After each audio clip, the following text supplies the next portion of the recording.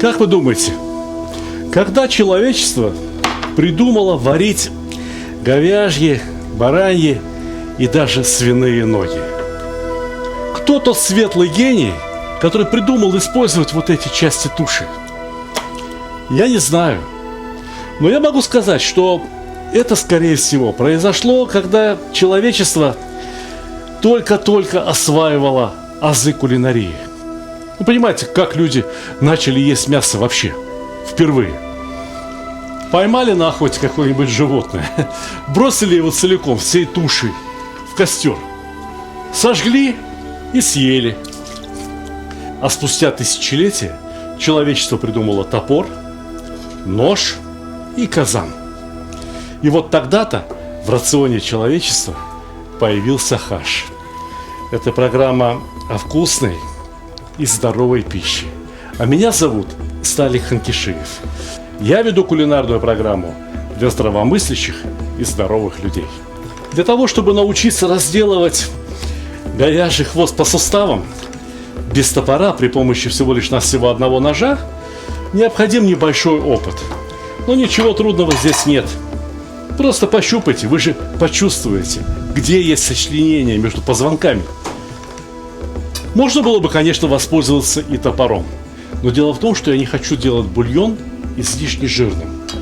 И так и да, я каждый раз добавляю в мой хаш 1-2 хвоста. Потому что хвост содержит очень много соединительной ткани, которые дают точно такой же бульон, который дают и ножки, и рубец. А кроме того, на хвосте содержится очень вкусное, очень ароматное мясо. Некоторые люди, так называемые теоретики от кулинарии, считают, будто бы хвост должен как-то очень неприятно пахнуть. Нет, мои дорогие, это не так. Хвост имеет замечательный аромат и очень вкусен. Подойдите, посмотрите, я покажу вам, как резать хвост ножом. Видите? Небольшие белые выступы. А вот здесь над ними и есть сочленение между позвонками. Ставьте нож сюда и спокойненько режьте, не прилагая особых усилий. Вот они, 2 косточки, 2 хрящика, из которых выделится тот самый желатин, который и сделает хаш необыкновенно густым и ароматным. Именно из-за желатина липнут губы, когда мы едим хаш.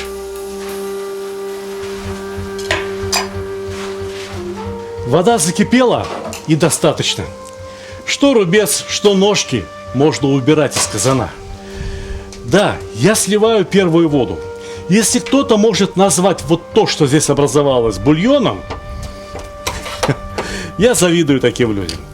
Здесь пока что нет никаких питательных веществ, зато полно довольно неприятного запаха, от которого я хочу избавить мой хаш. Именно поэтому первую воду я беспощадно сливаю.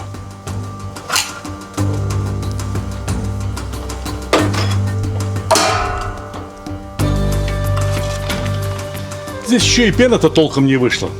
Будете готовить хаш или холодец, попробуйте, как пахнет эта первая вода.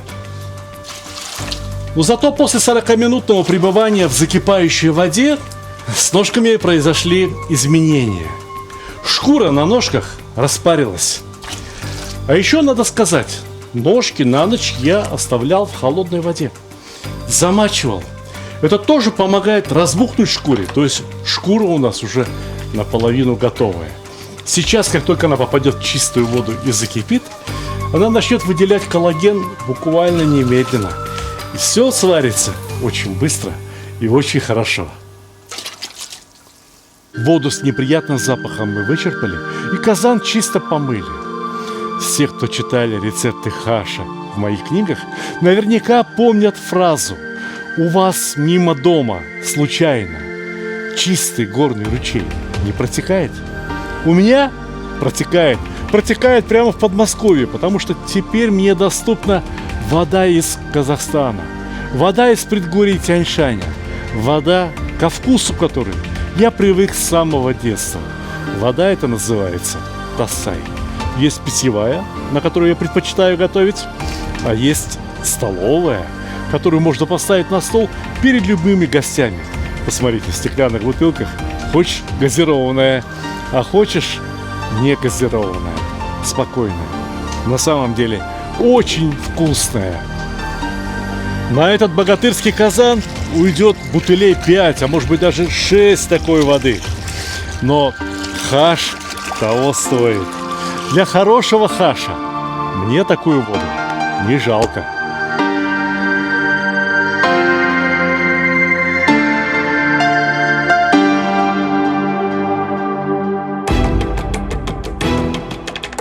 И теперь можно опускать хвосты и колено. Да, колено я тоже обязательно добавляю в хаш, потому что оно дает такой навар. О, какой навар, вы бы знали. И сейчас необходимо приготовиться к тому, что начнет отходить пена. И для того, чтобы пена как можно лучше отошла, я сразу посолю буквально 3-4 ложками соли. В этом казане получится литров 25, а то и 30 отличного хаша, который потребует соли гораздо больше, чем 3-4 ложки. Но эти 3-4 ложки помогут отойти пене как можно скорее.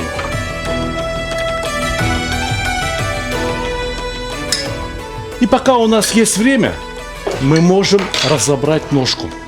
Многие предпочитают разрубить ноги, но в данном случае я уверен, что правильнее действовать именно ножом, потому что эти кости содержат в себе костный мозг. Я не очень хочу получить слишком жирный бульон.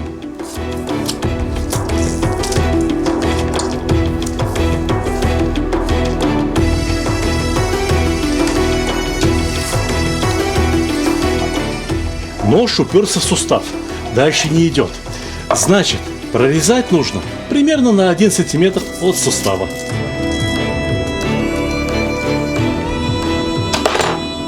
Жилы и хрящи в этом месте очень жесткие. Еще бы, их задача удержать всю тушу. Но ничего, мы их разварим и сделаем мягкими. Кроме того, они прямо очень клейкие. Нож уже клеится к моим рукам. И все. Пусть даже это и выглядит не слишком аккуратно, но какая разница, этому так долго варится. И пока это сварится, да разварится, все равно все отделится от костей. Вы же знаете, что вам рассказывать. А мне остается только рубец нарезать и тоже отправить его в казан, пусть дальше варится. Практически все народы на планете, которые занимаются скотоводством, которые едят мясо, в той или иной форме готовят хаш, студень, холодцы, сальдисоны, зельцы и так далее. И очень многие используют желудок, или, как это говорится, рубец, именно для того, чтобы упаковать вместе мясо от ног, от головы, пашину, словом, все, что нуждается в долгом отваривании. Такого рода изделия обычно охлаждают и потом едят, может быть, на протяжении целой недели после того, как забили скотину. Но те народы, которые предпочитают употреблять то же самое, но в жидком виде, рубец отваривают вместе с ножками, вместе с коленями. А я, Сталик Ханкишиев, еще и вместе с хвостами. Вообще говоря, я хаш готовлю не так, как готовят традиционно все остальные люди. И своими секретами я хочу поделиться с вами именно сегодня. Смотрите внимательно и не переключайтесь. Вы сегодня научитесь готовить самый вкусный в природе хаш.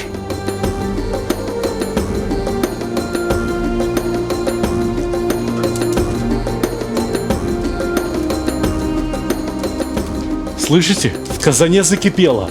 Не надо, чтобы кипело слишком сильно. Не надо, чтобы кипело слишком бурно. Тем более сейчас, пока мы еще не сняли пену. Снять пену начисто – принципиальная задача. И, наверное, вы обратили внимание, что пены образовалось совсем немного. Это все потому, что первую воду слили. Вот так работают мои секреты. Секреты Сталика Ханкишиева. Но это еще не все секреты. Смотрите внимательно и не переключайтесь. Я сегодня раскрою все секреты приготовления хаша, как его готовит Сталик Ханкишиев. Например, когда мы варим хаш, есть одна проблема. Дело в том, что хвосты приготовятся часа за 4, за 5. А вот ножки будут готовиться часов 8 или 10. Конечно, можно взять и вынуть хвосты из казана, как только они приготовятся. Но я знаю способ лучше и проще. Для этого ножки необходимо переложить в скороварку. В скороварке ножки будут готовы часа за полтора, за два, наилучшим образом.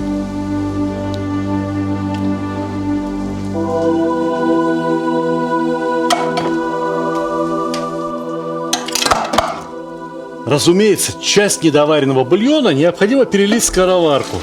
Ножки же должны в чем-то вариться.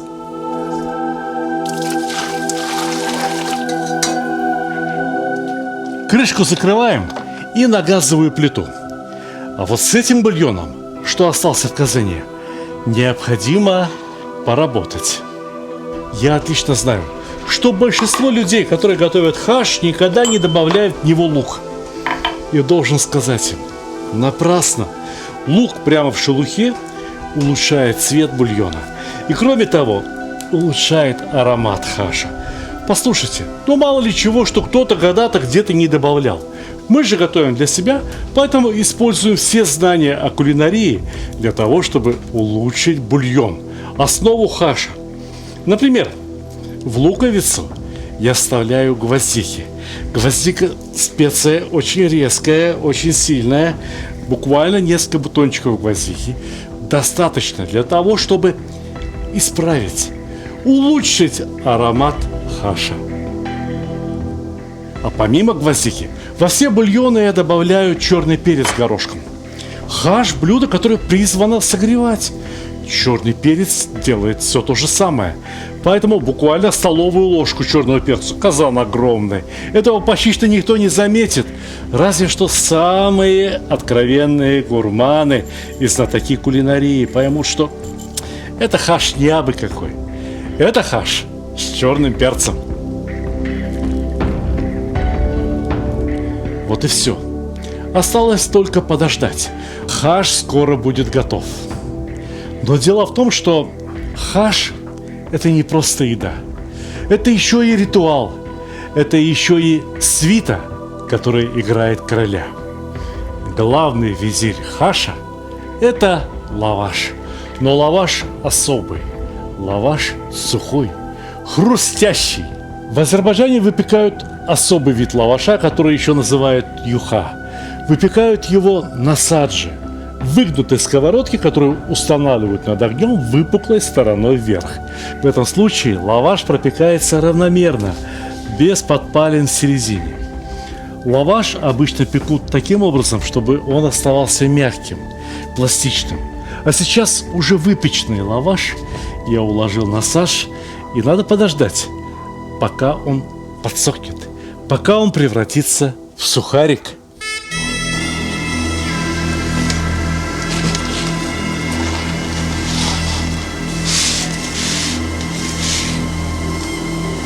Зашелестел, захрустел, стал хрупким. Вот такой лаваш нам и нужен, похожий по консистенции на еврейскую мацу. Есть хаш, нет лаваша, бери мацу и кушай. А еще я рекомендую попробовать хаш с узбекской лепешкой патыр.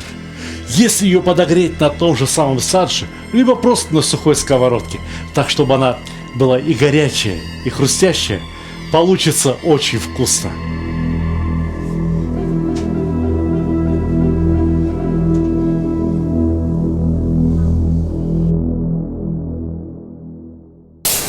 На днях ходил, пожалуй, что в самый профессиональный магазин для кулинаров «Метро». Смотрю скороварки, смотрю, вот казаны продают. Алюминиевый, но дно капсульное, плоское, которое будет работать и на электроплите, и на индукционной плите. Но не случайно ролик о приготовлении узбекского плова на индукционной плитке набрал на моем канале более 10 миллионов просмотров. Я тогда использовал недорогую бытовую плитку, примерно такую же, как вот эта. А рядом стоит профессиональная, в корпусе из нержавеющей стали, очень мощная и надежная. Здравствуйте. Здравствуйте. Обратите внимание, на эту плиту у нас сейчас акция. Раньше она стоила почти 12 тысяч, а сейчас 7999. Это значит 8 тысяч еще рубль сдачу дадут? Да. Ну хорошо, может быть в следующий раз. А акция у нас до конца сентября. Да?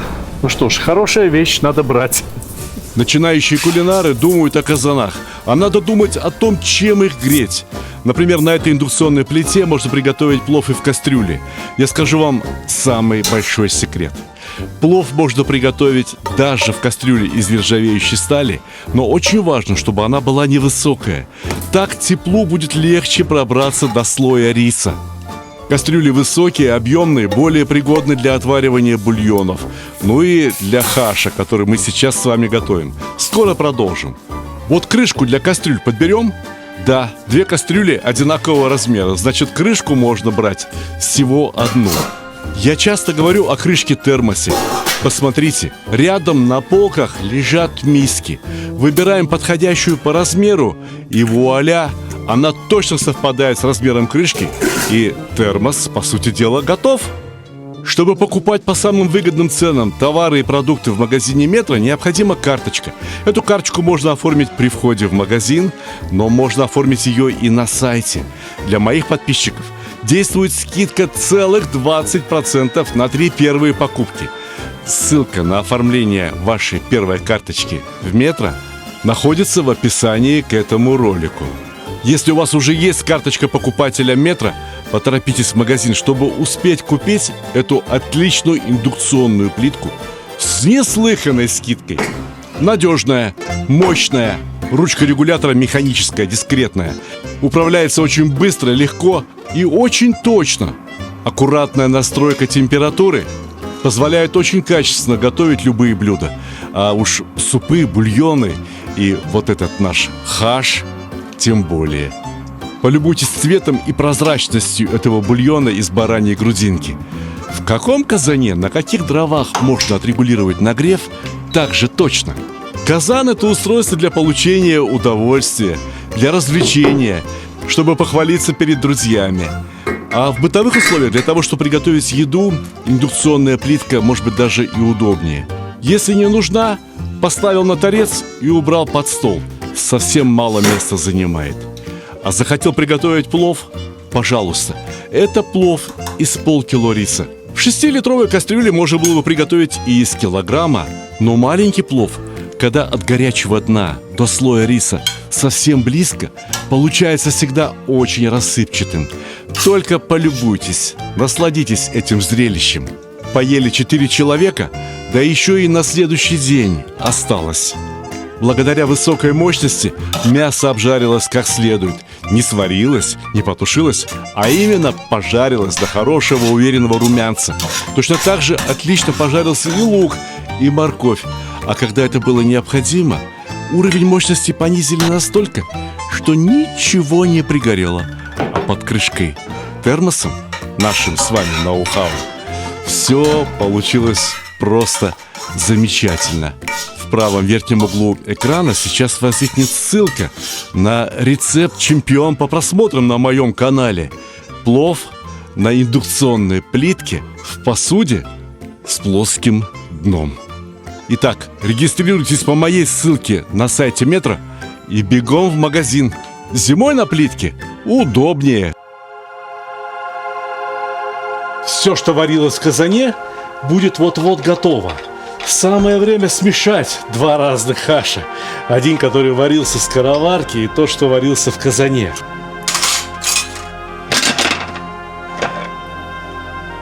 Ого!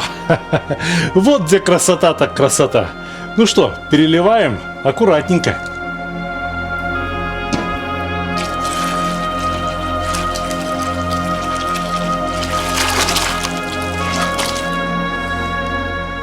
Вы полюбуйтесь, какая красота. Но теперь им предстоит повариться, чтобы, как бы сказать, пожениться немного. А кроме того, то, что мы солили с самого начала, ну там 3-4 столовые ложки, это совершенно ничтожное количество для почти что 30 литров хаша, который варится в моем казане. Те, кто привыкли солить 2-литровую кастрюльку супчиком, 3-литровую кастрюльку супчиком, наверное, удивятся тому количеству соли, которое я добавлю сейчас. Напоминаю, ближе к окончанию приготовления хаша. Ну, как минимум, еще 3 ложки, перемешать и только потом начинать пробовать.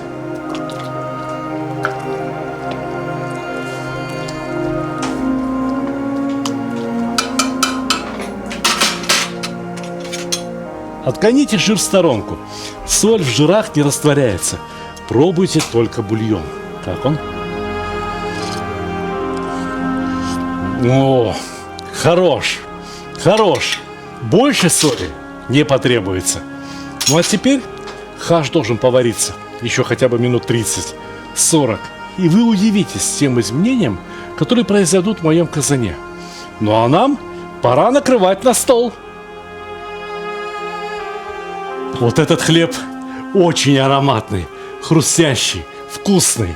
Но некоторые любят либо азербайджанский чурек, либо грузинский шоти. Выбирайте, что вам больше нравится. Но непременно и вот такой дрожжевой хлеб тоже должен стоять на столе рядом с хашем. Непременно на столе должны стоять маринады в качестве закуски. Здесь малосольные огурчики, маринованные помидорчики. Все вам хорошо знакомо. Здесь у меня маринованная вишня. А еще удивительный лук, так называемый анзур-пиёс. Я вам расскажу. Возле Самарканда, возле Ташкента, в предгорьях люди весной выходят и собирают вот этот дикий лук, который похож одновременно и на лук, и на чеснок.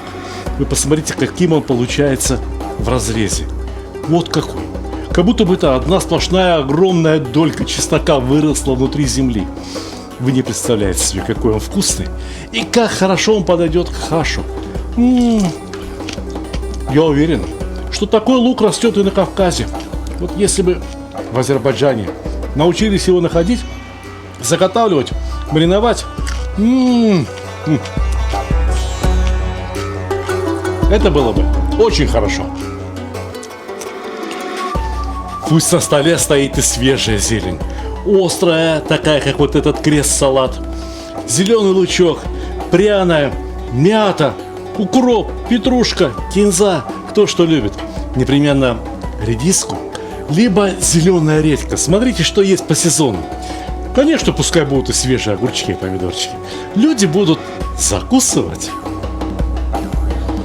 Хаш там, где не кипит, покрывается пленкой и пытается превратиться в холодец.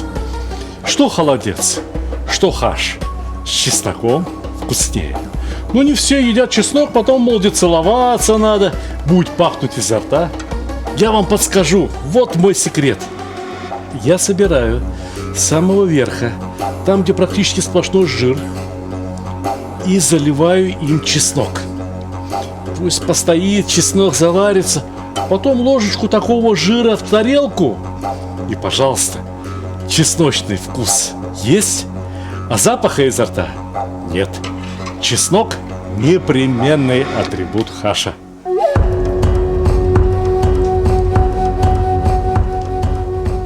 А вот это вовсе не то, что вы подумали. Это белый винный уксус. Не простой, а моденский, итальянский, очень дорогой. Знаете, почему я его взял? Да потому что у меня нет, как на грех, дома уксуса, который называется Абгора. Такой уксус бывает и в Азербайджане, и в Узбекистане. В Узбекистане Абгора, белый виноградный уксус, готовят из еще не спелого белого винограда. То есть собирают зеленые ягоды, давят, укладывают их в зеленые бутылки, бутылки закупоривают, подвешивают их на веревке и вешают на солнечную сторону стены. И там они висят до тех пор, пока этот уксус не превратится в нечто желеподобное. Этакое зелено-желтое чудо, которое очень хорошо подходит хоть к плову, хоть к хашу. Особенно если кто любит. Я лично предпочитаю с чесночком.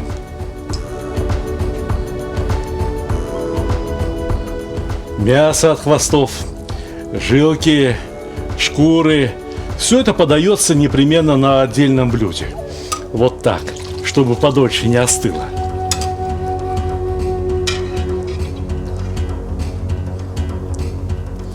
А вот теперь послушайте меня внимательно. Хаш в мелких тарелочках, в таких бульонницах, в кошачьих мисках не подают. Потому что хаш едят настоящие мужчины в полном расцвете сил. Литровая миска. Вот достойная порция хаша.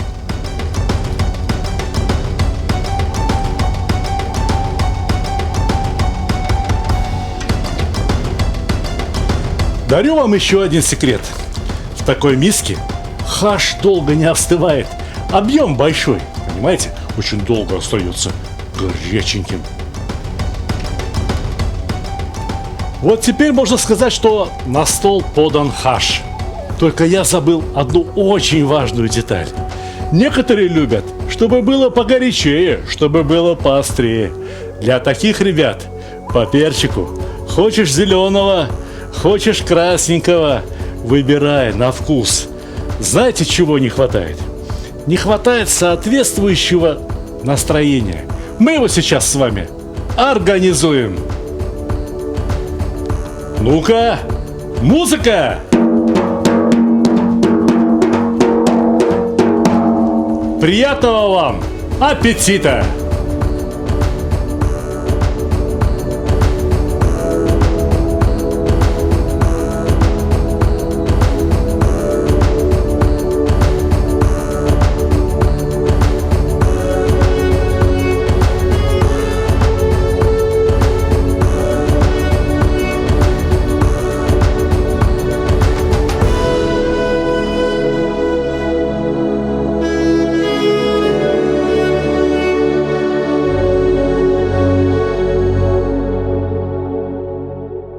Дорогие друзья, много лет я веду кулинарные программы на телевидении, веду блоги в интернете, видеоблоги. И все эти годы я пишу книги. Но одна из книг в моей вот этой большой коллекции особенная. Эта книга написана не о родной для меня узбекской либо азербайджанской кухне, не с детства любимой немецкой либо русской, не с той кухни, куда я поехал, как в сказку, имея в виду кухню Марокко. Эта кухня посвящена чеченскому народу. Это книга о кухне чеченского народа. Это кухня богатырей и красавиц. Это кухня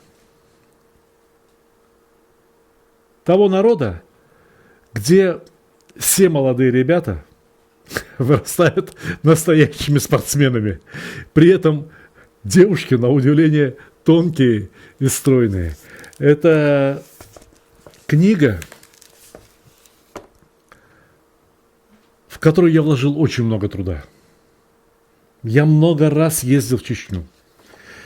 Сначала я ехал в Чечню с некоторым ощущением смутной тревоги. Все-таки там недавно, еще так недавно была война. Там гремели взрывы, там гибли люди. Там происходили какие-то страшные события. Народ прошел через эти испытания. Народ сохранил себе здоровый корень. Народ сохранил себе мудрость, доброту и гостеприимство. Если хотите узнать о том, какие люди чеченцы, то начинать, может быть, стоило бы с общего стола. Понимаете? За столом происходит все только самое хорошее. За столом люди мирятся. За столом люди дружат. За столом люди воспитывают своих детей. За столом заключают договора об образовании новой семьи. Как сватовство происходит? За столом. За столом люди едят друг с другом и говорят, мы с ним пуд соли съели. Значит, что эти люди знают хорошо друг друга. Мы, люди, которые живут в России, множество разных народов, никуда не сможем деться друг от друга. Мы навсегда, мы Богом данные соседи. Мы должны узнавать друг друга, мы должны подружиться, мы должны уважать друг друга, мы должны полюбить друг друга. И проще всего это сделать через кухню. Проще всего это можно сделать через знакомство с хорошими, добрыми традициями каждого народа. Поверьте, у чеченского народа этих традиций очень много. Некоторые ребята, мои подписчики, смотрели ролики в интернете, видеоролики, которые снимались тогда же, там, в Чечне. И писали, мне запомнились комментарии многих людей. Мне люди говорили, а ведь нам надо учиться у этих людей, как жить. Понимаете? Вдруг русские люди пишут, нам надо учиться, как жить у чеченцев. Я могу и наоборот сказать. И чеченцам стоит тоже смотреть на других людей и учиться, как жить, как готовить, как развивать свою национальную кухню. Для развития национальной чеченской кухни я создал 4 рецепта, которые мои авторские рецепты, которые я решил преподнести в дар чеченскому народу. Многие считают, сами чеченцы многие считают, что кухня у них, мол, бедная. У нас же почти что ничего нет. Как ты мог написать кулинарную книгу, да еще такую толстую? Пока мы работали над этой книгой, я отшучивался. Я говорил, знаешь что, про французскую, про итальянскую кухню любой дурак может написать книгу. А ты попробуй написать про чеченскую кухню книгу. Так вот, мы перевыполнили план. Вы создали, вот смотрите, видите, какая-то огромная книга. Толстая, большая, 3 килограмма весит. Напечатана, правда, она на очень хорошей бумаге, в очень хорошей типографии. Но за скобками остался материал еще на одну такую книгу о чеченской кухне. Но пока что я советую, во-первых, Нохчаву. Вот, а если чеченец, если и ингуш, братский народ, если ты просто с Кавказа, парень, поддержи. Потому что каждый народ России заслуживает иметь такую кулинарную книгу. Если вы интересуетесь кулинарией Кавказа, Средней Азии, если вы полюбили всю остальную кухню, вы и это полюбите. И эти блюда тоже полюбите. Одним словом, эта книга знатный подарок для любого самого дорогого, самого уважаемого вами человека. Ее приобрести можно на сайте stalik.ru. Это мой интернет-магазин. Мы направляем книги по всей России, во многие страны СНГ, всюду, куда доходит почта. Если хотите, можно приобрести книгу с автографом. Знаете, посмотрите цены на книги, и чтобы понять, дорого это или дешево, сходите в любой книжный магазин. Посмотрите, сколько стоят там такие книги сейчас. И вы убедитесь, что цена, по которой продается эта книга, более чем скромная. Эта книга сделана не для того, чтобы деньги заработать.